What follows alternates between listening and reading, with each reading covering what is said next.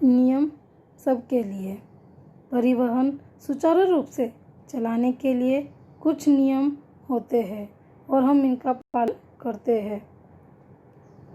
इसी प्रकार सामाजिक जीवन में प्रत्येक व्यक्ति को जो काम करना है उसके लिए कुछ नियम होते हैं। प्रत्येक व्यक्ति का उत्तरदायित्व तथा कर्तव्य क्या है, इसके लिए नियम बनाने पड़ते हैं। नियम का महत्व। सुचारू रूप से चलने के लिए नियमों का पालन करना आवश्यक है। सामाजिक जीवन नियमों के आधार पर चलता है। ये नियम हम ही बनाते हैं, सबके हित के लिए होते हैं। सभी को नियमों का पालन न करने पर दंड मिलता है। नियम सबके लिए होते हैं और वह भी समान रूप से लागू होते हैं। नियमों का उल्लंघन करने पर दंड देते समय कोई भी भेदभाव नहीं किया जाता। इस प्रकार समानता नियमों का आधार है। समाज के लिए बनाए गए नियमों में होने वाले परिवर्तन। हमारा सामाजिक जीवन नियमों के आधार पर चलता है। ये नियम हम ही बनाते हैं, सबके हित के लिए होते हैं, इसलिए हम इनका पालन करते हैं। समाज के लिए बनाए गए इन नियमों में उचित परिवर्तन करने पड़ते हैं। समाज नियम के लिए बनाए जाने वाले नियम और प्रकृति के नियम में अंतर होता है। प्रकृति का व्यवहार प्रकृति के नियमों के अनुसार बदलते रहता है, बदल नहीं सकते। सूर्य का उगना तथा सूर्य का अस्त होना, ऋतु चक्र का परिवर्तन, यह कभी भी नहीं रुकता। गुरुत्वाकर्षण बल का नियम बदलता नहीं। समुद्र का ज्वार भाटा, चंद्रमा की बदलने वाली कलाएं, ये सभी घटनाएं प्रकृति के नियम के अनुसार होती रहती है। प्रकृति के नियम अधिक स्थिर और निश्चित होते हैं। ये कालबाह्य नहीं होते, परंतु मनुष्य के लिए बनाए गए नियम में परिस्थिति के अनुसार परिवर्तन करने पड़ते हैं।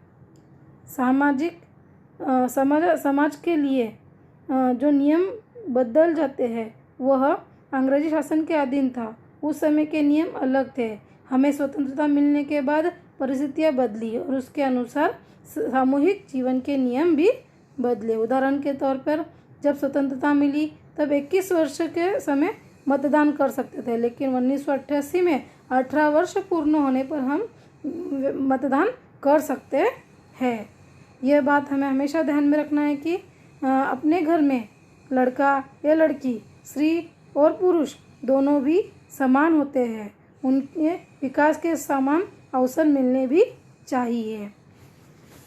लड़का और लड़की के बीच किसी भी प्रकार का भेदभाव नहीं करना चाहिए। सभी आयु वर्ग के व्यक्तियों को पौष्टिक भोजन की आवश्यकता होती है। क्या लड़कियों को उतने पोषक आहार की आवश्यकता नहीं होती जितनी लड़कों को होती है? मेरे घर में कहा जाता है कि केवल भाई को पौष्टिक भोजन की आवश्यकता होती है। ये भेदभाव करना एकदम गलत है। लड़का और लड़की के बीच भेदभाव करना अनुचित है। लड़कियों को आहार कम देना तथा उन्हें विद्यालय में न भेजना, उन पर अन्याय करना, ऐसा समाज के अन्य घटकों पर भी होता हुआ हमें दिखाई देता है। नीचे दो चित्र दिए गए हैं, उन चित्रों का निरीक्षण करो। पेज नंबर 29 पर तुम्हारे सभी पैसे वापस कर दिए तो भी कर्ज कैसे रह गया? और दूसरे चित्र में एक भी छुट्टी न लेकर महीने भर काम करती हो तो भी इतना कम वेतन क्यों देती हो? ऐसी काम वाले हमें उसमें दिखाई दे रही है। किसी भी प्रकार का अन्याय न हो इसलिए नियम बनाना पड़ता है। नियमों की सूची देखो निम्न प्रकार से है। सार्वजनिक स्थान पर ध्वनि निक्षेप पर रात में 10 बजे के बाद लगा प्रतिबंध। ध्वनि प्रदूषण को टालना, उसका कारण क्या है? ध्वनि प्रदूषण को रोकना। दूसरा है लड़के और लड़कियों के लिए निःशुल्क प्राथमिक शिक्षा देना, यानी कि हमें लड़के और लड़कियों में समान दर्जा, समान हक, अधिकार देना है, इसलिए यह नियम बनाया है। निर्माल्य तथा अन्य कूड़ा करकट नदी में फेंकने पर प्रतिबंध क्यों लगाए गए? क्योंकि नदी का प्रदूषण, पानी जल प्रदूषण रोकने के लिए। उसके बाद पारिवारिक हिंसा में महिलाओं का संरक्षण। इसका पीछे का कारण है स्त्रियों को समान और समाज में उच्च स्थान प्राप्त हो, उनका हक, उनका संरक्षण हो, इसलिए यह नियम बनाया गया। बाल मजदूरों की नियुक्ति पर प्रतिबंध। इसका कारण है बालकों का जो शोषण होता है वो रोकना चाहिए और उनका विकास होना चाहिए बालकों का, इसलिए यह नियम बनाया गया। जंगल की कटाई तथा शिकार करने पर प्रतिबंध। नैसर्गिक साधन संपत्ति की जपन करना। अनेक कारणों से ऐसा नियम बनाए गए। सामाजिक जीवन के मूल्य। हमारे जीवन में अनेक रूढ़ियाँ तथा परंपराओं का भी पालन करना पड़ता है। अपने माता पिता, दादा दादी, सगे संबंधियों को देखकर हम उन परंपराओं का पालन करता है। हम हमारे त्यौहार उत्साहपूर्वक आनंद से मनाते हैं। घर में अतिथियों का स्वागत और सम्मान भी करते हैं। पर्यावरण का संतुलन बनाए रखने के लिए अनेक रीतियों को हम परंपरा से पालन करते आए हैं। प्राणियों के प्रति प्रेम एवं कृतज्ञता व्यक्त करते हैं। अहिंसा और शांति जैसे मूल्य प्राचीन काल से ही हमारे सामाजिक जीवन में रहे हैं। अनिष्ट रूढ़ियों पर प्रतिबंध। कुछ रूढ़ियाँ ऐसी जातिभेद के कारण समाज में ऊंच नीच दिखाई देता है। विषमता बढ़ गई है। अस्पृश्यता एक अमानवीय और अन्यायकारी प्रथा थी। स्वतंत्र भारत के संविधान में अस्पृश्यता की प्रथा समाप्त या नष्ट कर दी गई।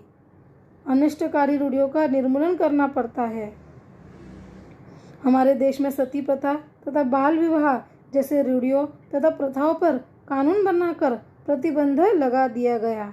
जादू टोना करके लोगों को ठगने जैसे कुरीतियों पर प्रतिबंध लगाने वाला कानून सर्वप्रथम महाराष्ट्र में बना गया।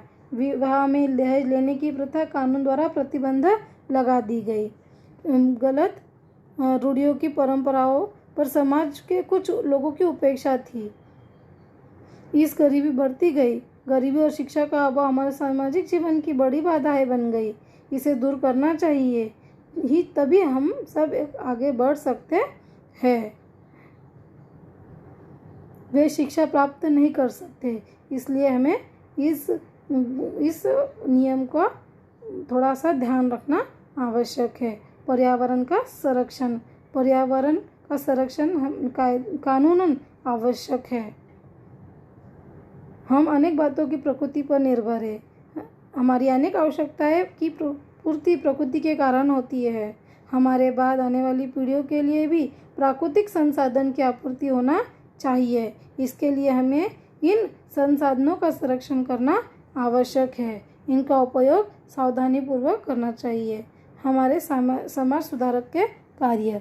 जाति भेद, स्त्री पुरुष विषमता एवं स्त्री शिक्षा का अभाव, ये सभी हमारे समाज की प्रमुख बाधाएं थी। इन्हें दूर करने का प्रयत्न महात्मा ज्योतिराव फुले, राजर्षि शाहू महाराज तथा डॉक्टर बाबा साहेब अम्बेडकर ने किया। स्त्रियों की शिक्षा के लिए सावित्रीबाई फुले को बहुत बड़ा संघर्ष करना पड़ा। इनकी सहयोगी फातिमा शेख ने इनको बहुमूल्य सहयोग किया है। महर्षि धोंडा केशव कर्वे ने स्त्री शिक्षा के लिए बड़ा कार्य किया। इन सभी समाज सुधारकों के लिए कार्य हमारे समाज में उचित परिवर्तन लाने में उत्तरदायी सिद्ध हुए हैं। निरक्षा, बाल विवाह, अंधश्रद्धा आदि बाल कामगार के सामाजिक प्रश्न हमारी सामाजिक समस्याएं बन गई है।